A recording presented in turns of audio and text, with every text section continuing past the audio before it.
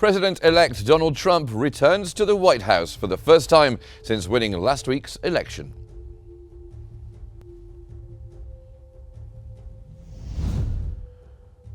Lebanese Ministry of Health reports that the death toll has surged to 3,365, with over 14,340 wounded.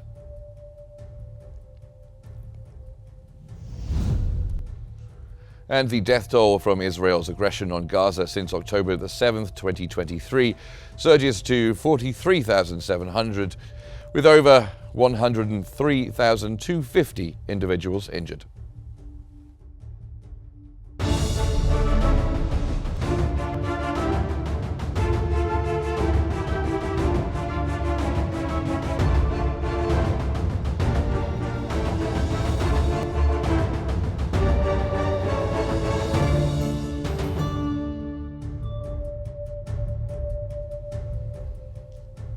Good evening, you're watching Q News, and we start with the latest developments in the United States. President-elect Donald Trump has returned to the White House for the first time since winning last week's election. He's sitting down with Joe Biden to discuss the impending transfer of power. Biden told Trump, "Welcome back," at the start of the meeting in front of a roaring fireplace. Biden also promised Trump a smooth transition of power and to do all he could to make sure he is accommodated.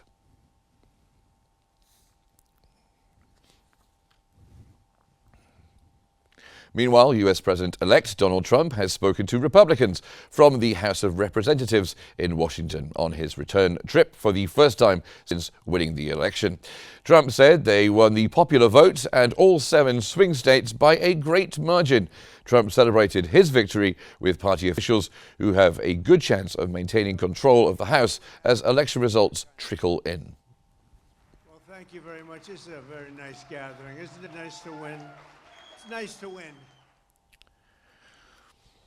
U.S. President-elect Donald Trump has appointed Elon Musk to a role aimed at making the American government more efficient.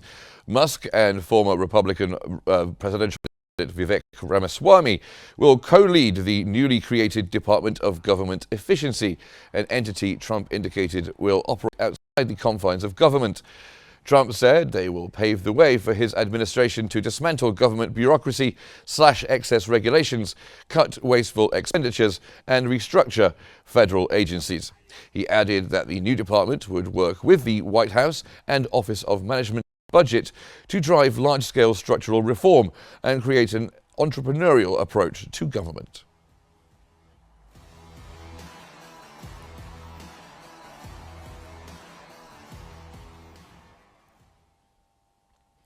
Now, for more on this, we cross over to Rihem, who is in our newsroom. Rihem. Thank you, Mark. To help us analyze the Biden-Trump meeting, we're joined from California by Dr. Ashraf Singer, world politics analyst from the United Media Services. Thank you, sir, for joining us here on Q News. Firstly, let's start off by asking, what can we infer from the latest statements by Trump and Biden at the White House? That kind of meeting, it was really hot. Two rivals, they were, fighting each other for a while. Trump didn't attend, the inauguration of Biden.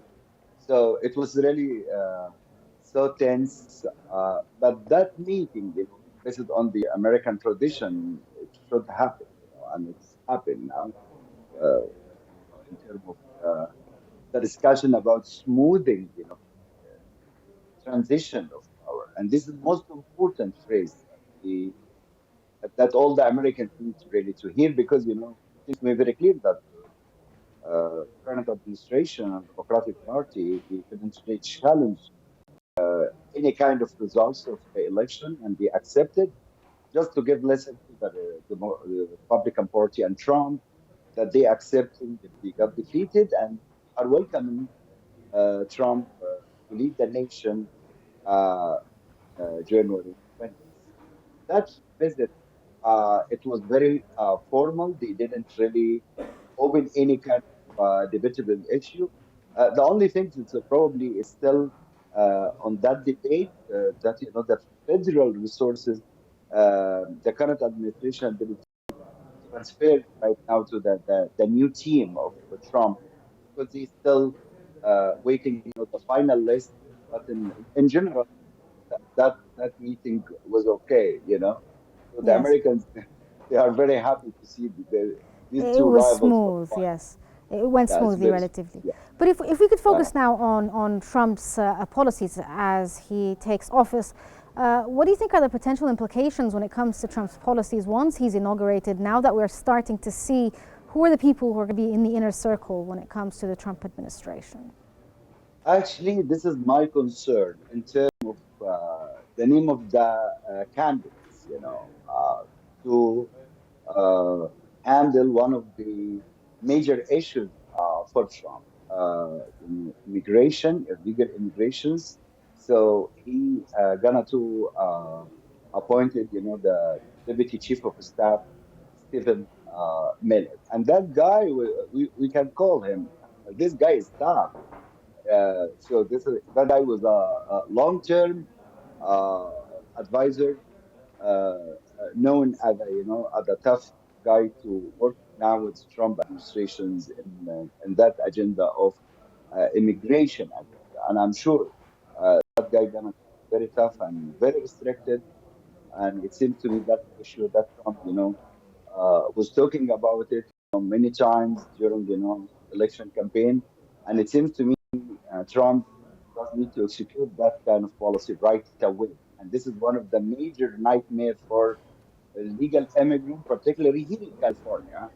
And that number, not only California, but in the whole of the U.S., we are talking about, like 11 up to 15 million undocumented uh, immigrants live now in the United States and even live and work in the United States. And this Trump needs to please his people that he gonna to kick these guys out. So probably the jobs gonna to be available, and also to the point of reducing the number of crimes. This is Yes. the claim Trump that what illegal immigrants will do. Of Yes. course, Marco Rubio. Yes. Well, This is a tough you guy. spoke a bit about like the idea of internal policies in general and how he's going to handle files within the U.S. itself. But if we could also ask you about your opinion when it comes to what we should expect when from the Biden administration when it comes to the Gaza and Lebanon file,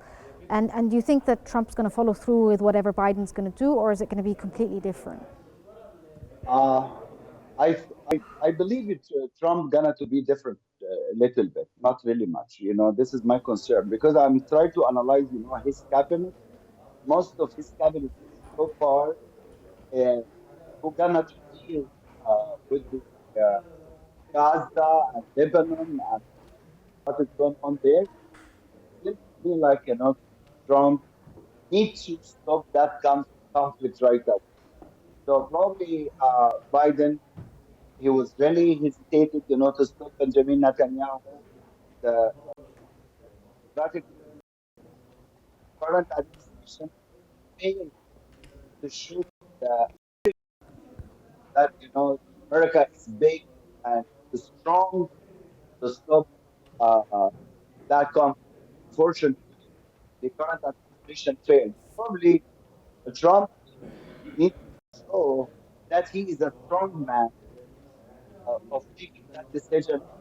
He's fired, but this doesn't mean that security in Israel, uh, Trump will Uh, not be tolerated. He's Mr. gonna Ashraf give Singer, them. I apologize, we're out of time for this segment. But Mr. Ashraf Singer, a world politics analyst from the United Media Services, thank you so much for joining us here on Q News. Back to you, Mar, in the studio. Thank you very much, Reham. Now we move on to the latest developments in Lebanon.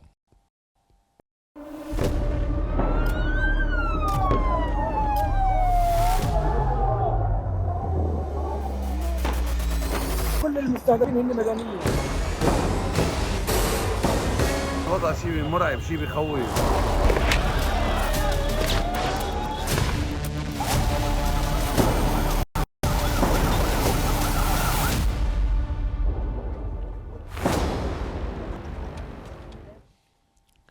The Israeli occupation military has said that a heavy barrage of rockets was fired from Lebanon at Israel.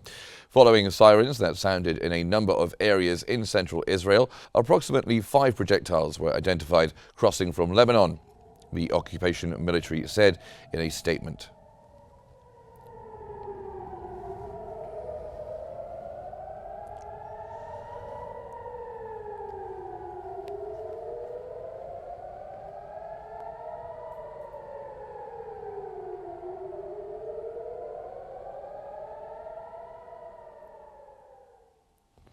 The Lebanese Ministry of the number of total casualties has surged to 3,365 killed, with over 14,340 wounded. The statement also added that Israeli airstrikes on Lebanon yesterday resulted in 78 deaths and 122 injuries.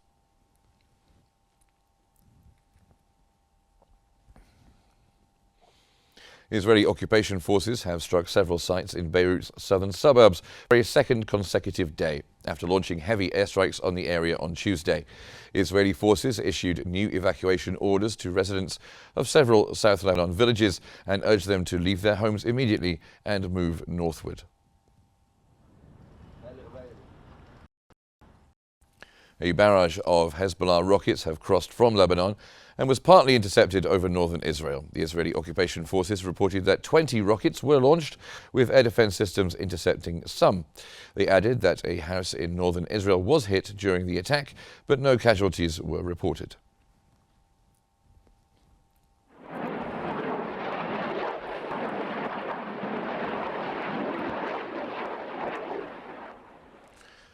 Newly appointed Israeli Defense Minister Israel Katz has stated that there will be no ceasefire in Lebanon and that Israel will not engage in any arrangements until it has achieved its war objectives. Katz stated that Israel will not take its foot off the pedal in its battle with Hezbollah in Lebanon and that it will continue to fight Hezbollah everywhere until it's disarmed.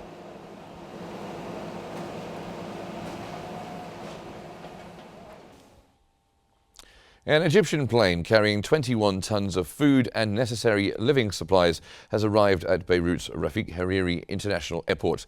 Today's shipment brings the total Egyptian aid to Lebanon to 88 tons.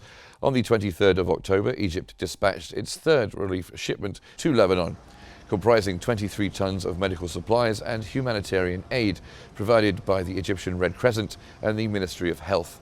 A week earlier, on the 16th of October, Egypt sent a second humanitarian shipment totaling 33 tons of essential food items and living supplies. Egypt dispatched its initial aid shipment on the 5th of October, carrying 20 tons of medical and relief supplies.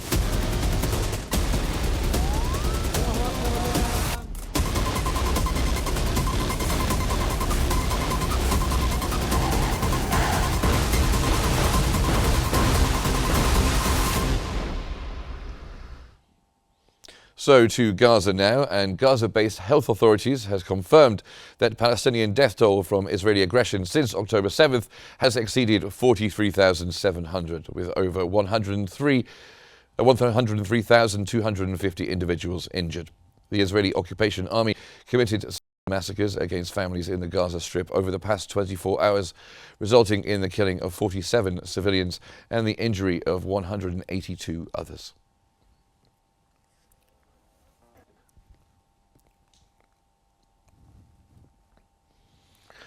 The United States Secretary of State Antony Blinken has said that the United States wants genuine and extended fighting pauses in Gaza to allow humanitarian aid to reach those in need.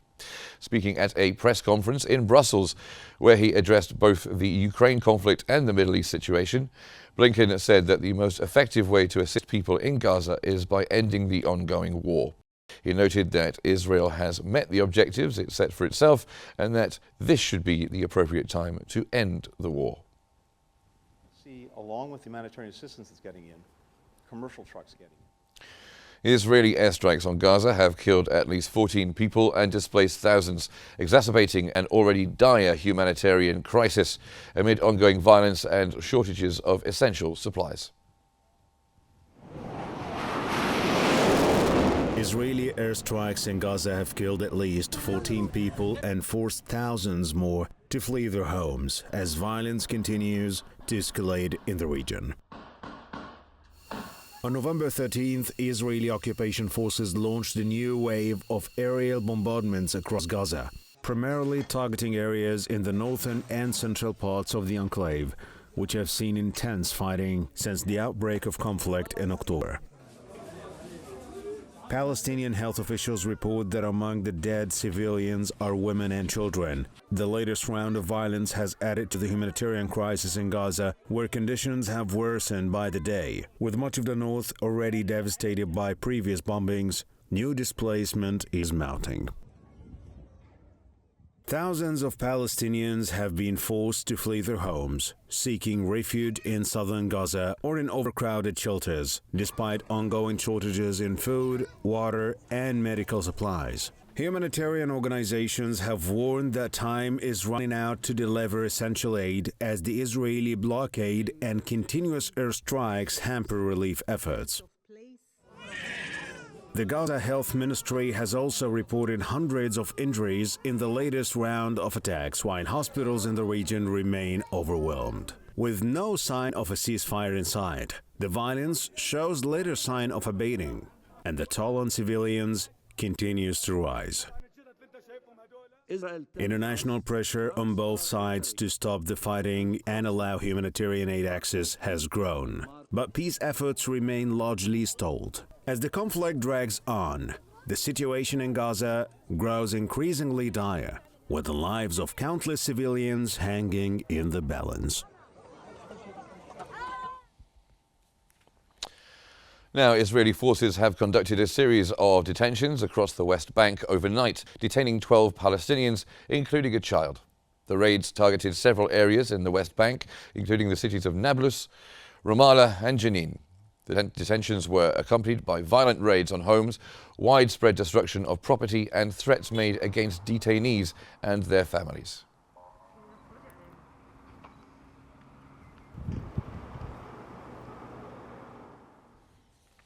The Biden administration has said that the U.S. will not limit arms transfers to Israel, as it has made good but limited progress in increasing the flow of humanitarian aid to Gaza. State Department Principal Deputy Spokesperson Vedant Patel said that the U.S. has not made an assessment that the Israelis are in violation of U.S. law. The Biden administration last month set a deadline expiring today for Israel to surge more food and other emergency aid into the Palestinian territory or risk the possibility of scaled-back military support. Including Bani Suhelia Road, expanding the use of the Israeli fence road, as well as repairing the coastal.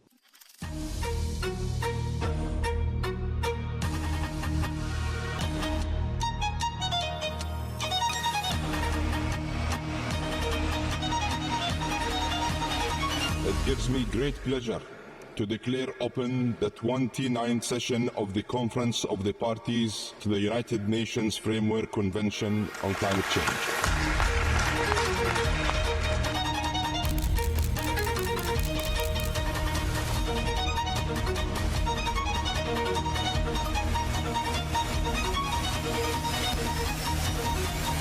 COP29 must tear down the walls of climate finance.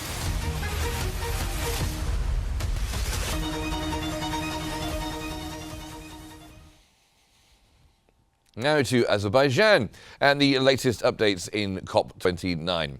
United States climate envoy John Podesta has said that the world faced a clear choice between a safer future and a more expensive, dangerous one.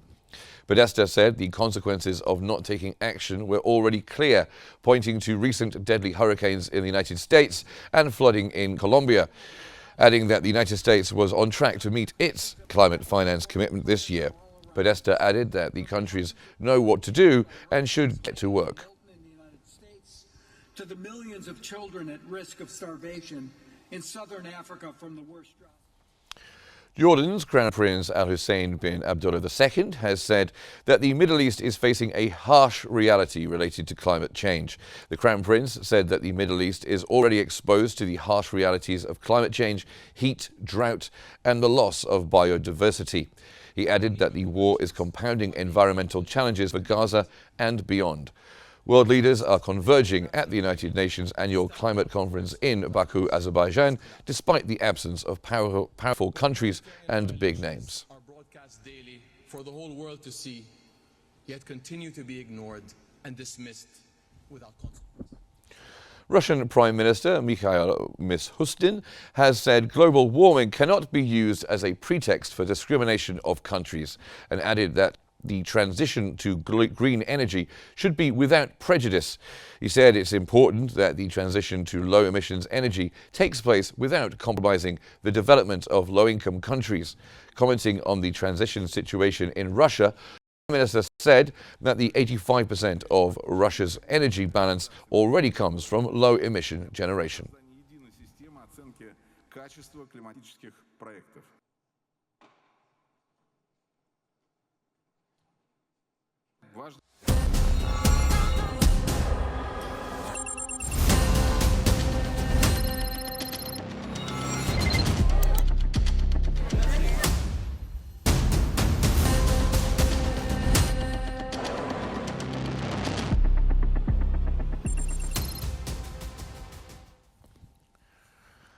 The economy now, and Bitcoin soared past the $90,000 mark on Wednesday, hitting a new record high of $91,110 as investor optimism surged following the US election results. The cryptocurrency rose by 32% since the 5th of November, fueled by expectations that a potential Trump presidency could foster favorable conditions for digital assets.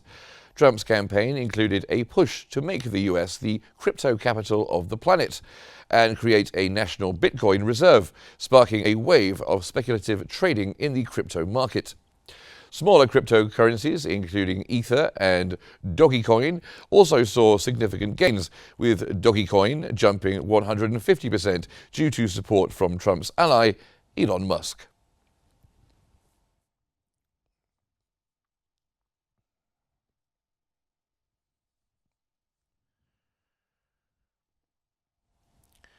Global markets had a mixed performance today after key economic data came out from Asia and Europe. In the United States, the S&P 500 was flat, while the Dow Jones Industrial Average was up 0.1%. The Nasdaq Composite was 0.2% lower. In Europe, Germany's DAX edged 0.2%, while in Paris, the CAC 40 added 0.2%. The UK's FTSE 100 also rose 0.1%. In Asia, Japan's benchmark Nikkei 225 slipped 1.7%, while South Korea's Kospi lost 2.6%. Hong Kong's Hang Seng traded 0.1% lower, and the Shanghai Composite gained 0.5%.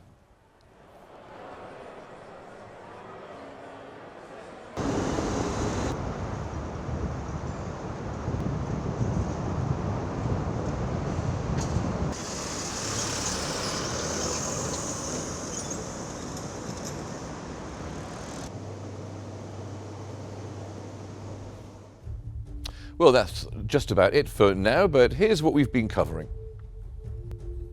President-elect Donald Trump returns to the White House for the first time since winning last week's election.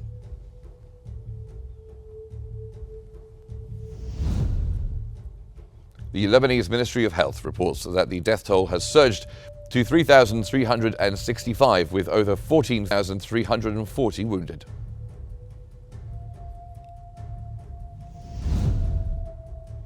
And the death toll from Israel's aggression on Gaza surges to 43,700, with over 103,250 injured.